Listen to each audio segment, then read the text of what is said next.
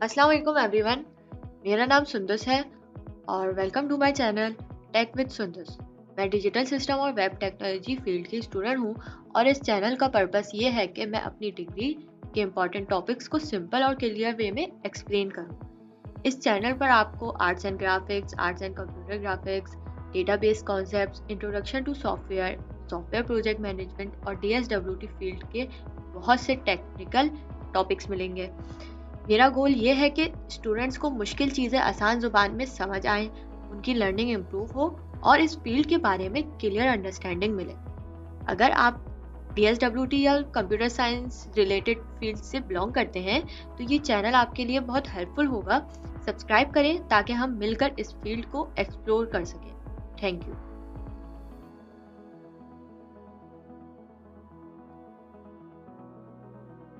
Interface design software का वो layout होता है जो काम करते वक्त दिखता है। इसमें इंक्लूड होते हैं control bar, tool bar, property panel, layered panel और work space area. Work space area जहाँ ये सारी चीज़ें अलाइन होती हैं और इसको बोलते हैं टूल बार। ठीक है, ये होता है कंट्रोल बार जहाँ हमें हर सेटिंग्स दिखती है। इसका यूज़ हम आहिस्ता आहिस्ता वीडियो में सीखेंगे। सही है। ये हो गया हमारे पास प्रॉपर्टी पैनल। सही है। यहाँ पर हमारे पास बहुत सारे पैनल्स आ जाते हैं, बहुत से पैनल्स होते हैं। हम आहिस्ता आहिस्ता इसको एक्सप्लोर करेंगे और यहाँ पर हमारे पास लेयर पैनल भी आ जाता है। ठीक है,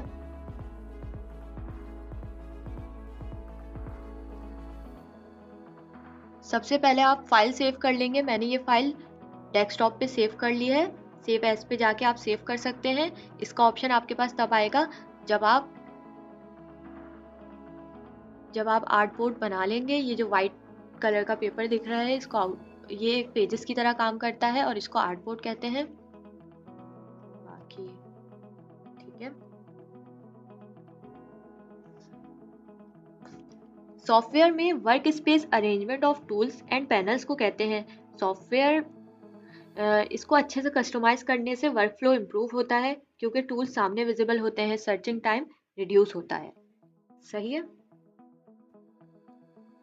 अब जैसे यहाँ पर हमारे पास सारे टूल सामने हैं, यहाँ पर प्रॉपर्टी पैनल है, लेयर्ड पैनल है, हर चीज़ हमारे पास सामने है। तो इस तरह हमारे पास डिज़ाइनर को आसानी होती है, वो आराम से हर चीज़ क्विकली एक्सेस कर पाता है और हमारा जो सर्चिंग टाइम है वो रिड्यूस होता है। सही है। वर्क स्पेस का मतलब ये है।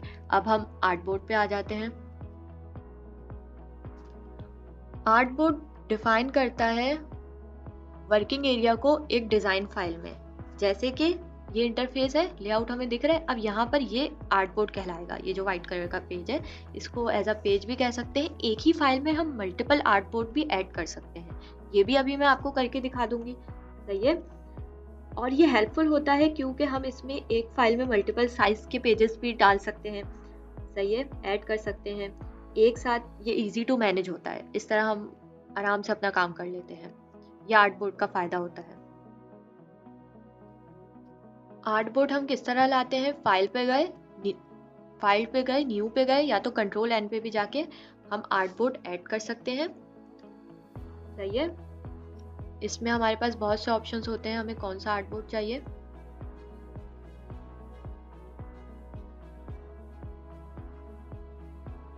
अभी यहाँ पर ऑप्शन अपीयर हो जाएंगे।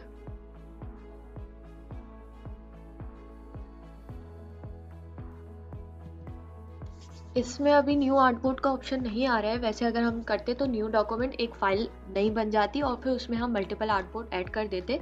फिलहाल मैं एक आर्टबोर्ड ऐड कर चुकी हूँ तो इसमें मल्टीपल आर्टबोर्ड हम ला सकते हैं। वो मैं आपको बता देती हूँ किस तरह। ये देखें, यहाँ पर लेयर्ड पैनल है। यहाँ पर आके इस आर्टबोर्ड का नाम भी चेंज कर सकते हैं। ठीक है, डायरेक्ट यहाँ से भी नाम चेंज कर सकते हैं। इसका हमने नाम रख दिया फर्स्ट पेज क्योंकि आर्टबोर्ड बेसिकली पेजेस की तरह काम करता है। उसमें हम मल्टीपल आर्टबोर्ड ला सकते हैं। इस तरह होता है फर्स्ट पेज। ठीक है, उसके बाद आ जाएगा अब हम इसमें न्यू आर्टबोर्ड कैसे ले आए। यहाँ से न्यू आर्टबोर्ड पे हम चले गए और आर्टबोर्ड का नाम हमने यहाँ से चेंज कर दिया। आर्टबोर्ड का साइज वगैरह भी हम यहाँ से सेलेक्ट कर सकते हैं। अपनी मर्जी से भी विड्थ और हाइट डिसाइड कर सकते हैं। जैसे कि कोई सा भी हमने ले लिया, ठीक है। और इसका नाम यहीं पर चेंज कर लेती हूँ मैं, वेबसाइट साइट, ठीक है। फिर उसके बाद अब इसको अरेंज करने के लिए इसको क्लिक करेंगे और शिफ्ट ओ दबाएंगे और इसको यहाँ पर अलग कर देंगे, ठीक है। दोनों आर्टबोर्ड्स को देखने के लिए ऑल्ट कंट्रोल 0 दबाएंगे, दोनों आर्टबोर्ड हमारे पास शो हो जाएंगे। ये सारे सेटिंग्स यहाँ पर हैं हमारे पास, फिट ऑल इन विंडो या फिट आर्टबोर्ड इन विंडो। अब जैसे कि इसमें सारे आर्टबोर्ड हमारे पास एक साथ दिख जाएंगे। अगर मेरे पास 6, 7, 8, 10, 12 जितने भी आर्टबोर्ड्स हैं मैं यहाँ पर अलाइन कर सकती हूँ और ये मुझे यहाँ पर शो हो जाएंगे सिर्फ ऑल्ट कंट्रोल 0 दबाने से। ये इसकी शॉर्टकट की है, सारे एक साथ अपेयर हो जाएंगे। किसी एक पर अगर मुझे फोकस रखना है तो उसको सेलेक्ट करके मैं कंट्रोल 0 दबाऊंगी, सिर्फ वो अपेयर हो जाएगा मेरे पास, ठीक है। ये बात समझ में आ गई। इसी तरह वर्क स्पेस की कुछ चीज़ें हैं जो मैं आपको बता देती हूँ, जैसे कि ये हमारे पास, पहले इसको अलाइन कर लेते हैं सही से और कर लो, ठीक है। अब यहाँ पर हमारे पास जैसे हम काम कर रहे हैं और ये लेयर्ड पैनल मैंने इसको अलग कर लिया। हम इसको हर तरीके से यूज़ कर सकते हैं, कहीं पर भी रख कर, ठीक है। लेकिन फिर उसके बाद इसको मैंने क्रॉस किया और अब ये मुझे नहीं पता कि अब ये मुझे कहाँ से मिलेगा या क्या क्या सेटिंग होगी वापस लाने के लिए। तो हम यहाँ पर सिंपल वर्क स्पेस पे जाएंगे, इसेंशियल क्लासिक पे क्लिक हुआ होना चाहिए आपके पास। उसके बाद आप रीसेट क्लासिक इसेंशियल्स क्लासिक पे क्लिक करेंगे तो आपकी जो भी सेटिंग आगे पीछे हुई होगी या कुछ डिसअपेयर हो गया होगा तो वो आपके पास फौरन शो हो जाएगा, ठीक है। ऐसे रीसेट करेंगे तो ये देखें यहाँ पर मेरे पास लेयर पैनल भी आ गया। बड़ी पैनल हटा देते हैं हम। अब इसका साइज हम सेट कर देते हैं, ये देखें इसका साइज मैंने छोटा कर दिया, इसको यहाँ अलाइन कर दिया। ये खुद अलाइनमेंट बताता रहता है कि यहाँ आप अलाइन करेंगे तो ये सेट रहेगा, ठीक है। बहुत यूजफुल हेल्पफुल है ये ऐप एडोब इलस्ट्रेटर, आप ये यूज़ कीजिए, ठीक है। अब ऐसे ही हम लेयर्ड पैनल पे आ गए और यहाँ पर मैंने एक और इंस्टाग्राम पोस्ट के लिए जैसे समझे एक आर्टबोर्ड ऐड कर दिया। यहाँ पर यही आर्टबोर्ड आ गया हमारे पास। अब इसका नाम मैंने बोला, यहाँ पर मैं रख देती हूँ पोस्ट फॉर पोस्ट, सही है। ये सब बेसिक सेटिंग्स हैं।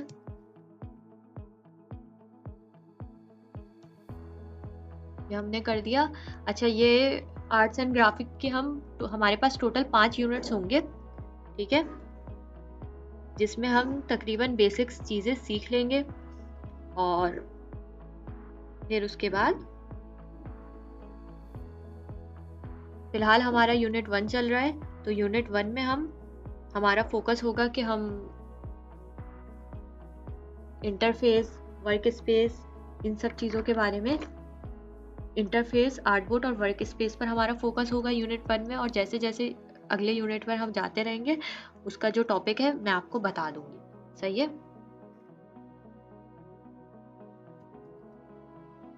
अब हम हैंड टूल का यूज़ करना सीखते हैं, जूम इन जूम आउट, ये सब चीज़ें थोड़ा देखेंगे, सही है। इसमें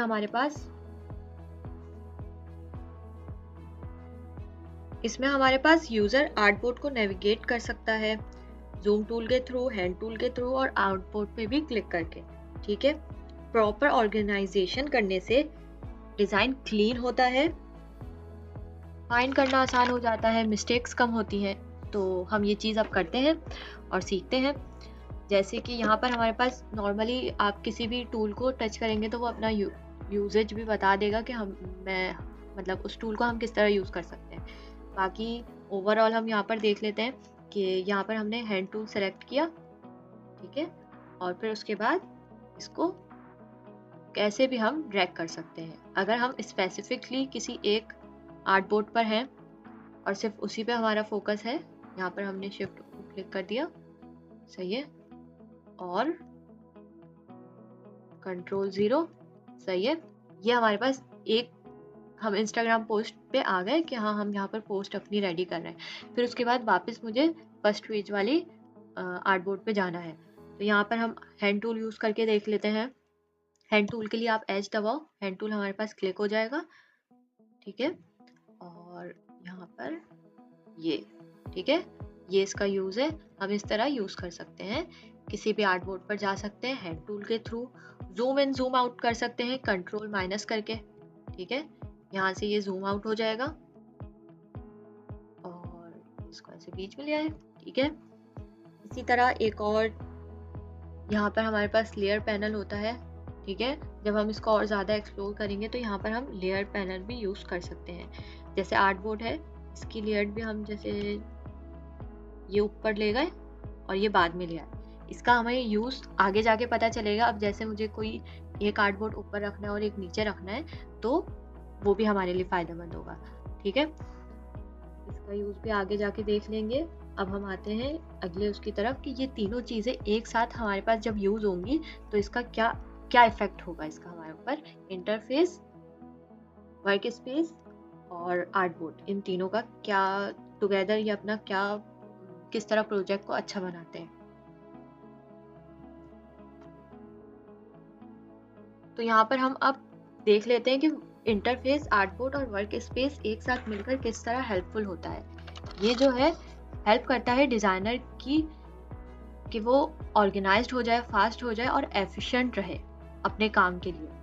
ये सब मिलकर तीनों चीज़ें प्रोजेक्ट मैनेजमेंट को इम्प्रूव करते हैं, ठीक है। अब इसको देख लेते हैं हम ये कैसे इम्प्रूव हो रहा है। डायरेक्ट हम कौन सा टूल कैसे सिलेक्ट कर सकते हैं। अब जैसे यहाँ पर हैंड टूल सिलेक्ट हुआ है तो मैं डायरेक्ट वी क्लिक करूंगी और मेरे पास सिलेक्शन टूल आ जाएगा, ठीक है, ये देखें। और ऐसे ही डायरेक्ट सिलेक्शन टूल ए क्लिक करने से हो जाता है। यहाँ पर इसके यूजेज भी बता रहे हैं आपको, अगर थोड़ा मसला हो रहा है आप यहाँ पर भी देख सकते हैं कि इसका यूज केस क्या है, हम इसको किस तरह यूज कर सकते हैं, ठीक है। सबसे पहले हम देख लेते हैं सारे आर्ट बोर्ड को एक साथ अरेंज कैसे किया जाता है, ठीक है। फिर बाकी टूल्स पर भी आएंगे हम लोग। तो आप इन टूल्स को और भी एक्सप्लोर, खुद भी प्रैक्टिस करके एक्सप्लोर कर सकते हैं। बाकी बेसिक्स मैं बताऊंगी, स्टार्ट करूंगी। फिलहाल हम सारे आर्ट बोर्ड्स को देख लेते हैं कि हम इसको किस तरह ऐड कर सकते हैं। अभी जैसे मैं इसको डिलीट कर रही हूँ, ठीक है,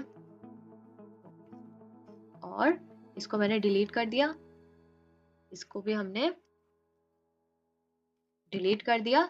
और अब मैं सेम इसी पेजेस के सेम आर्ट बोर्ड लेकर आती हूँ, ठीक है। और उसको किस तरह हम अरेंज कर सकते हैं एक साथ। जैसे हमारे पास मल्टीपल 25 या कितने सारे पेजेस हैं, आर्ट बोर्ड्स हैं, उनको एक साथ किस तरह अलाइन कर सकते हैं अपनी मर्जी से और क्लीन अलाइन कर सकते हैं इन सब चीज़ों के थ्रू।